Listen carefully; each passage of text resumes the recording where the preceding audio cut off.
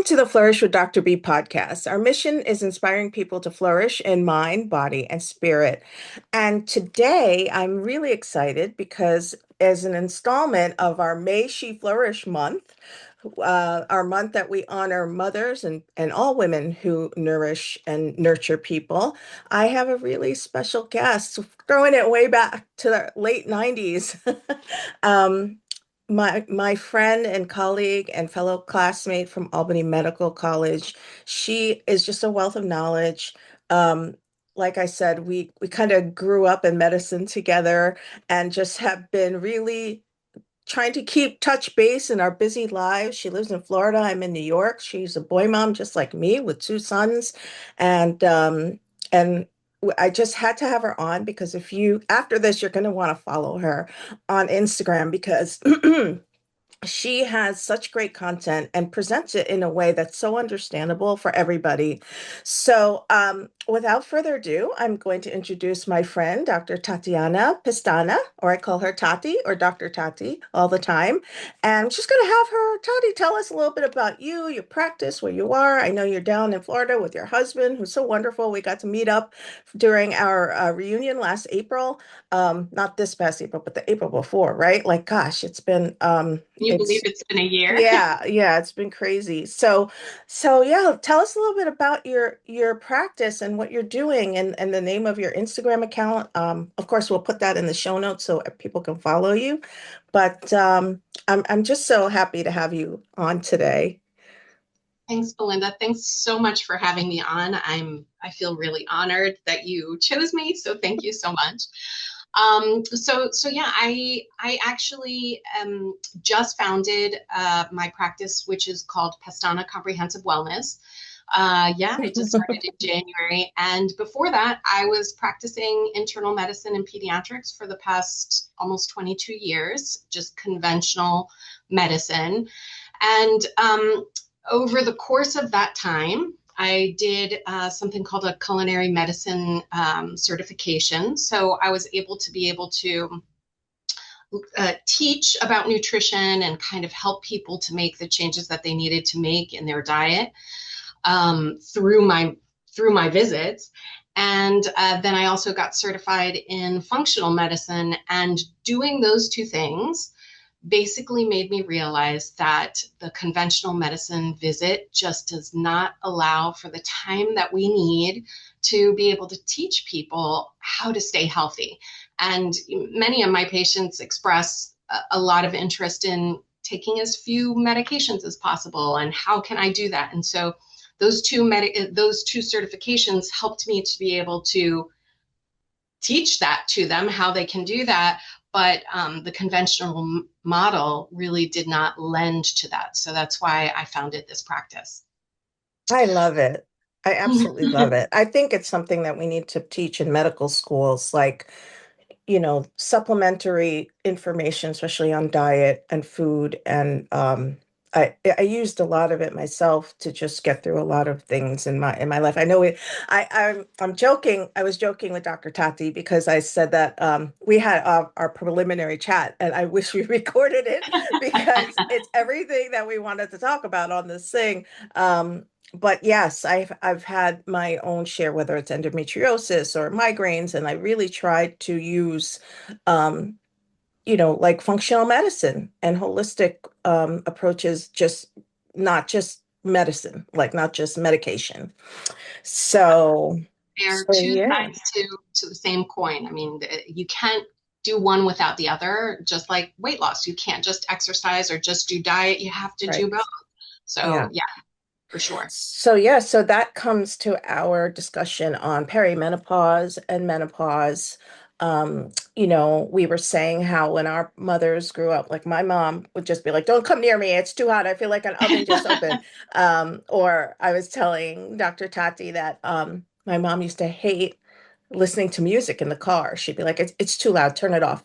But now I'm doing stuff like like that. Walking around like it's so hot in the house, everybody's freezing. So yeah, we were just also saying how it just seems like it's more out there, public knowledge. Maybe our Sure. generation is more apt to like discuss it and find clues and not just suffer in silence and just, oh, this is how it is. For sure. So, Yeah. I even with my own family, people were not supposed to talk about it. I mean, right. people may have experienced things, but they were supposed to just tough it out, or they weren't supposed to say anything because that was not what a mom or a grandmother or an aunt, that's not what they're supposed to do. They're supposed to tough it out and do their thing and not Exactly. really talk about the things happening in your body. So I feel really thankful that our generation has really been much more apt to talk about it and to help us figure it out. Because even looking back at my conventional medicine days, there are some things where now it clicks. And I'm just like, oh, Susie so and so, that was probably perimenopause. And I just didn't know it yet, or even Right. myself, I just didn't know it yet. Yeah, yeah. I was sharing with you how in my early 40s I actually asked my primary to send me to a cardiologist because I was having palpitations. And they did a, $1 million workup, and they're like, you're fine. It's okay. You're probably stressed. I'm like, but it's palpitations when I'm lying down, relaxing. I'm like, not like pushing myself to, and then only seriously, only maybe be like a few years ago, I realized that was the beginning of my perimenopause. And nobody connected the dots for me until I was like 52, like 10 years later. So yeah, so what do you think? I'm going to ask you a question. Like, what do you think is like the primary thing that women come to you for when they're not sure what's happening to them? Like, what is the question? What would you tell people? Like, yeah, that's probably perimenopause. Like, I know it's kind of a vague question, but what do you see mostly is what I'm saying when women come to you first. I mean, women really, we have grown up together, my parents and my kids, as the conventional model went along. And I would see, even just in the internal medicine practice, that people would start coming to me saying, oh my God, I feel like I'm falling apart. Like, I have plantar fasciitis. I have tennis elbow. I don't even play tennis, Hmm. like those sorts of things. And then the Mm. second one is sleep. Absolutely. I mean, it was one of these things where women, one after the other, were saying, I just can't sleep, and I used to sleep like a baby. And so, I really started feeling hesitant, because all of these people, how am I going to help them other than with a hypnotic? And I didn't want to be doing that. And Right. then, one time I had a woman come and say, well, the sleep problems are really, I found that they are centered around when I would have ovulated. And I was like, wow, Ah. that is really interesting. And that's kind of what sparked me getting interested in this area, was, all Mhm. of these complaints, but also, oh my gosh, this woman just, it put a light bulb on in my head, and it was an amazing realization. I mean, obviously I wasn't the first one to realize that, but Yeah. the first one to notice that, in my practice, there was something that was happening between all of these ladies that, we need to address. We need to do something about it, and not just throw hypnotics at them. Wow. Yeah. Yeah. I just remember that. I remember that was their one quintessential moment. I think it's like a rite of passage for perimenopause and menopause. I remember talking to my PMD, and at the time it was, I switched to a woman practitioner in the same office. And I love him. He was our PMD for so long. And I said to him, I feel like I want to just strangle my husband all the time. And I'm not sleeping, and my headaches are off the wall. Like they're on, they're off, they're whatever. I feel like, I don't know, maybe my blood pressure. So he took my blood pressure. He's like, you know what? Your blood pressure's high. Let's put you on a beta blocker, blah, blah, blah. And I hated how it made me feel, and I gained weight and whatever. But then I also realized, because I was on some kind of birth control because I had endometriosis, like there was all these things. And then I was starting perimenopause. And but I looked at him like so serious, like I want to strangle my husband all the time. I'm like, constantly in stress mode. Like I don't understand. I'm a pretty, docile person, but then I get really like riled up and I think it would, just thinking back, like I don't think he put all the dots. I mean, he did it on an internal medicine basis. Okay, let's put you on a Sure. beta blocker, blah, blah, blah, which I understand, especially with my family history. But it's just interesting, like you said, to go back and go like, oh, hmm, Yeah, I think another one of those, including your mood and things like that, women would also tell me that, they were working out more than they ever had, and that they were really trying to be super diligent about their diet, and yet they were gaining weight. hmm, And so they were so frustrated. They don't, Doc, I don't know what to do. right, right, I'm working out 5 times a week. Like, how could I do more than that? And, it really isn't adding up. you know, the the way we used to think about it was calories in equals calories out. So, let's just try and fix the right. way you work out. Let's just fix it and not really think, okay, is there something else going on? Now, is it safe to say that as we get older in our golden ages, not we're not golden yet, but we're on the way. In this, I honestly, aside from perimenopause and menopause, I think these are like the best years so far. Like aside from the fact that we go through all these like mood swings, hot flashes, blah blah blah. But I just feel like we just take more ownership of our lives now, and it feels very empowering to me. I think that the 50s so far have been really great and really like, you know, I am going to say what I want to say. I'm going to do what I want to do. Okay, so going back to my question is nowadays being over 50 and exercising that's more fun than more grueling is probably better for you in doing this like hormone. I mean, I know we still need weight training, but cardio is always good.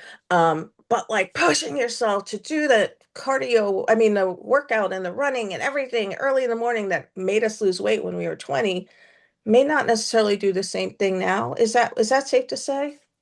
Yeah, that's true. So, I mean, for me, whatever exercise you enjoy is always going to be the best, just Mm, because you're going to be consistent doing it. Yes, you have to include some strength training, but it doesn't necessarily have to be something that makes you miserable.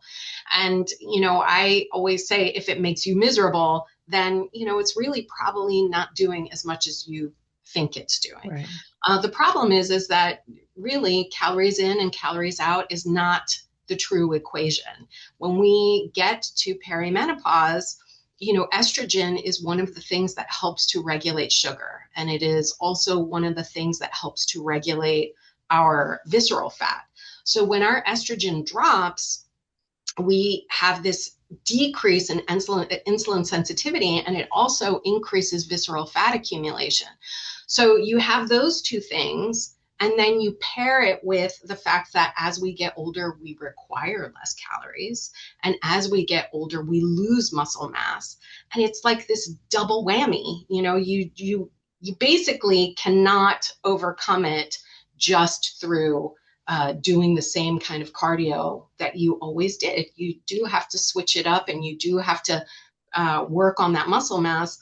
Otherwise, you're really just going to continue to have the same problems. So lots of whammies right there.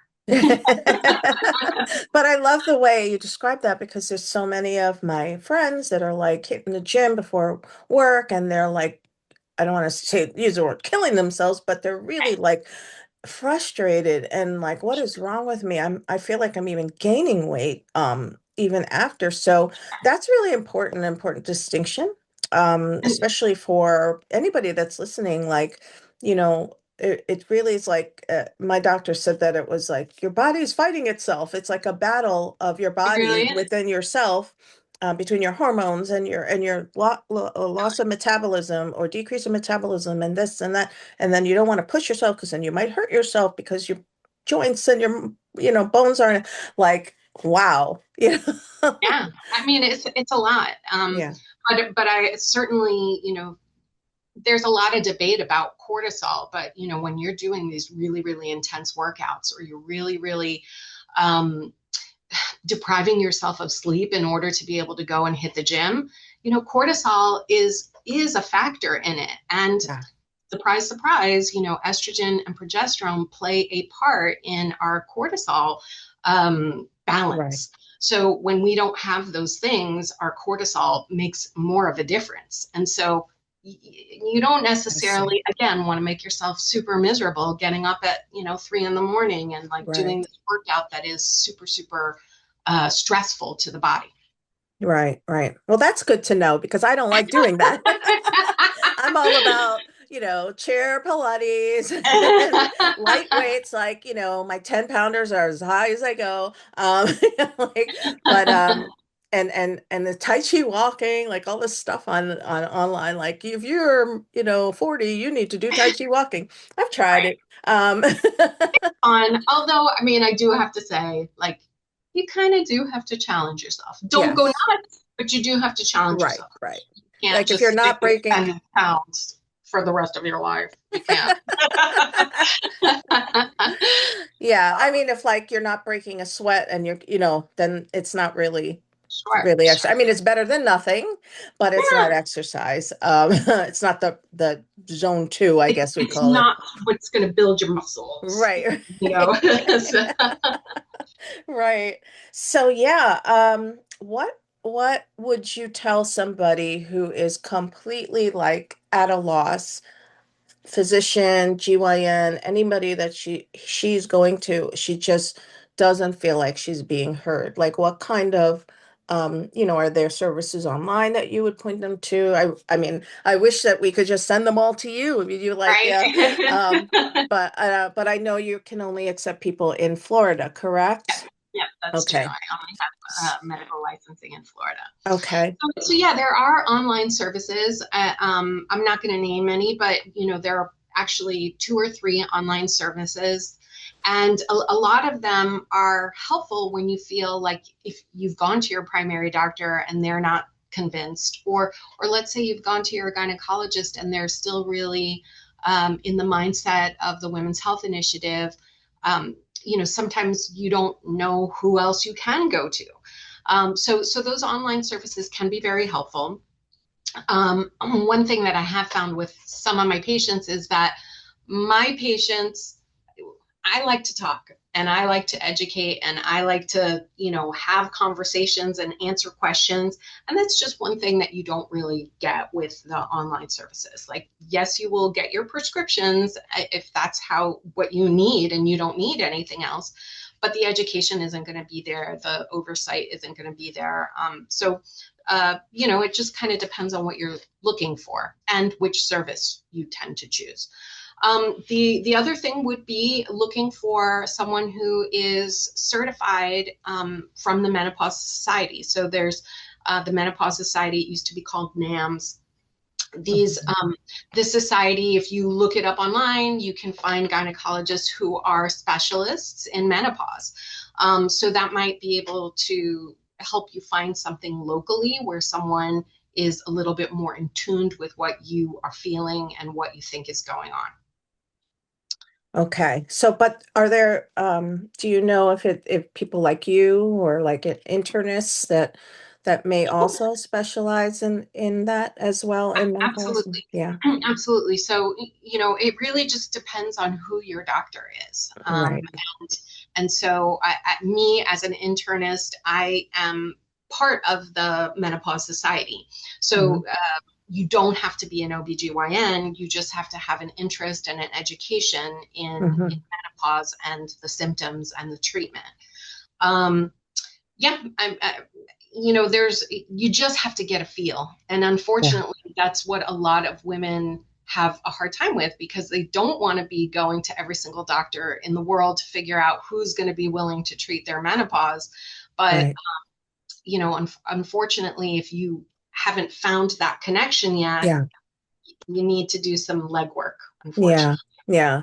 I mean, talking personally, so my former OBGYN, when she had delivered my second child, and also a good friend of mine, she is actually a functional medicine practitioner. Like she went to school for that. So, but she doesn't accept insurance for that aspect of her. So, it could get expensive, right? And although I loved everything she said, and I did, and we did it together. And then we have a hospital system nearby that I went to, and they accept insurance. But I went to two doctors. I gave them two tries. One was a woman, and one was a male. And I would even say the male was more sympathetic than the woman. Like I couldn't even believe what I was hearing. And I was a Mhm. physician. Um, it wasn't even functional medicine, to be honest. I feel like I was like, wait a minute, what's going on? Like, so you really have to find that fit for you. And like you said, unfortunately, it's going to take a little legwork and a little Yeah. research. Because a lot of women, they'll come to me because they haven't had that support from their primary or even their OBGYN. But I just went to my OBGYN and Yeah. I said, Yeah. I can't sleep, I'm Yeah. having, these other symptoms. Yeah. What do you think? And she says, it's up to you, but if you want hormone replacement, let's do it. Right, So, right, it wasn't something that I really had to advocate for myself right, for, right. but not because of the WHI. I think that there is still a lot of hesitance in internists, family practitioners, and even still some OBGYNs. So people may not have as easy of a time not feeling like they have to advocate for themselves. So, Right, right. And I know this is a whole nother topic as we're wrapping up our interview, and we're going to have Dr. Tati back, by the way. I mean, we have to. This is like just scratching the surface. Um, Feelings on hormonal replacement therapy. Like, I know um, that's a broad yeah, that's a topic, very but broad topic. I mean, for the most part, um, there are very few people who have a contraindication to hormone replacement. If you've had breast cancer and it's estrogen or progesterone positive, absolutely you are not a candidate. Um, there are other contraindications, but the grand majority of people are actually good candidates. And when I talk about the WHI, I'm talking about the Women's Health Initiative, which was a study that basically was stopped early because in one of the arms of the study, they found that there was a group that had an increase in breast cancer risk. okay. And I don't know if you want me to get into the study itself, but to me, it's a very, very interesting. That arm that actually had the increase in breast cancer risk, number one, they were women who had an intact uterus, so they hadn't had a hysterectomy. So they were placed on um, conjugated equine estrogens, so a combination of estrogens and a synthetic progestin. Okay. The other group did not have an intact uterus, so they actually did not scientifically, they didn't need to have a progesterone on board. Mm, We need progesterone to protect our uterine lining when we have a uterus and we're on hormone replacement therapy.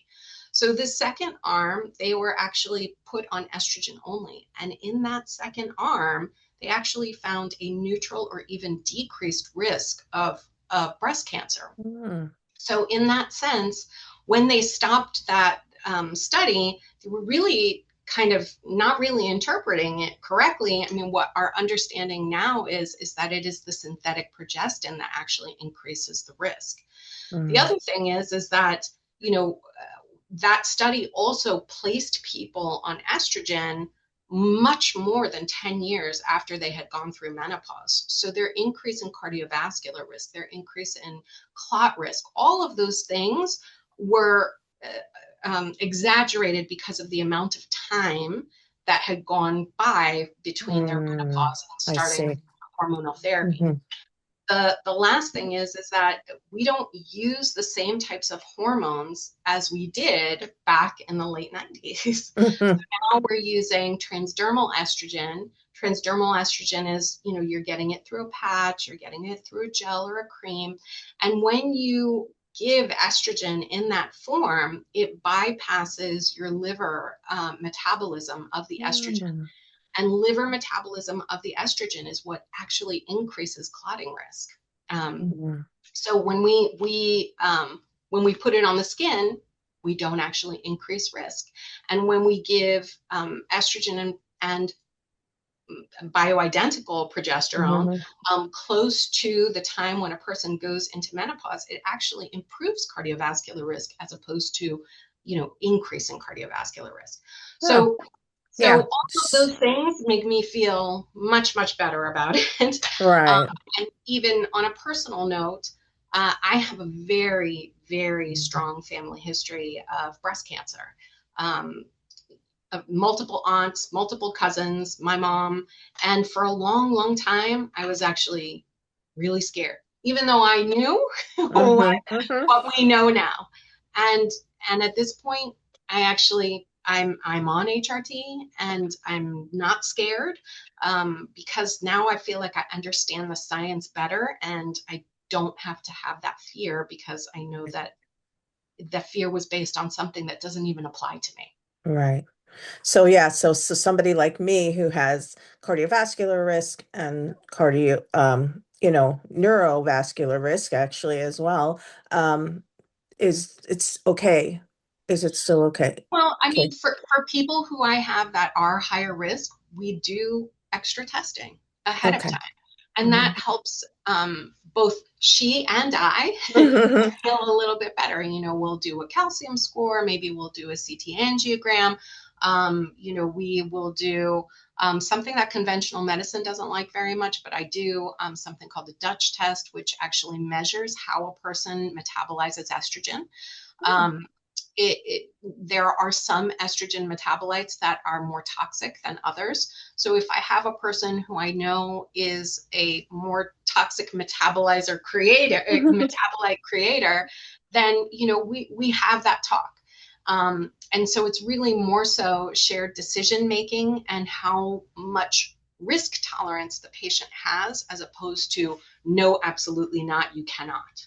Yeah. Because there are some people who are so miserable with their symptoms that they would rather increase the risk somewhat just to have a good night's sleep, or to Yeah. not be woken up several times a night with a hot flash, or to Right. not be gaining weight, because in and of itself is increasing their cardiovascular risk as Cardiovascular risk. Yeah. well.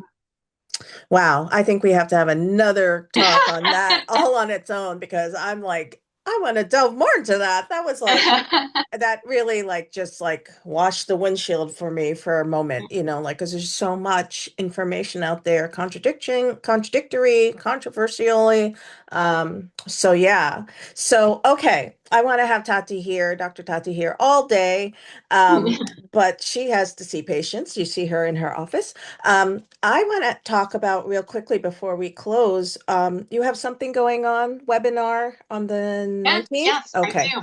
So my focus is a lot of the effects of perimenopause. Yes, I like hormone replacement therapy and all of that, but really what I want people to know about is that they're not going nuts by having these symptoms that they have. So last month I had one on perimenopause and cardiometabolic risk. This month on the 19th at 6 p.m., we're doing something called Brain on Fire. Oh. And it talks about the cognitive effects of perimenopause. The ADHD unmasking, the brain fog, the difficulty with sleep, so that you're kind of like, off all day long. So we're going to talk about that and what it is that we can do about it, both with hormone replacement, but also not. Because again, there are some people who don't qualify, or maybe even people who don't want to. So how do we help those people? Yeah, wow. I'm definitely on for that because I need that. I'm definitely going to watch that. So yeah, so I'm going to close by asking you, Dr. Tati. We always ask this of all our guests, but like, what is the one like quote or idea or philosophy? I mean, you don't have to have an exact quote unless you do have one that you like to live your life or live your practice by? Like, what is something that you would impart to that you try to impart to everybody that you come in contact with? I basically just try to make every interaction um, a golden rule kind of Mm, interaction. Like I want the person who leaves my room, or the person who I've had a conversation with, I just want them to feel better than they did before. So that might mean, just being as open as I can to give as much education as I can to feel, to give them reassurance. Mhm. So that's what I try to do in my personal interactions and in my patient And I can vouch for that because you interactions. definitely make us feel that way, even from when I first knew you, back in the medical school lecture hall days. When we were there, it seemed like 24/7. Uh, but anyway, I will put all of this information in the show notes. So, where you can find Dr. Tati, where we can watch this webinar, anything about her, I'll put in the show notes, and we're going to have her back. We have a lot of topics we need to explore. So yeah, so before you go, like make sure to check the show notes and share something. Also, if you have your Flourish Flash, we call it like something like an aha moment, share it, put in the comments, repost it, tag Dr. Tati, tag the Dr. B podcast, Flourish with Dr. B podcast. We Dr. Tati and I want people to know about this information because we want to help. And this is like a free service. You just got a great consultation today. So with that, I just want to thank you, Tati, for being on. And like I said, we'll be in talks about the next upcoming Awesome. episodes. Thank you, So Belinda. Thanks please. for having Oh, you're welcome. This was great. I learned something new every time I listen to any of her stories. Like I actually like, okay, it's like my daily bread. Like, oh, what did she me. have on? So definitely listen to follow her. It's good short nuggets, but it really just makes you go like, oh, good. I'm not crazy. Oh, good. I'm going to ask this next time when I talk to my doctor. Oh, good. I feel much better about what I'm going through because obviously she's seeing all these people that are going through these, so I don't feel alone, right? So, okay. So, with that, until next time in the hive, be kind and flourish fully. Thank you, Tati. Thank you. Okay. Bye. Bye.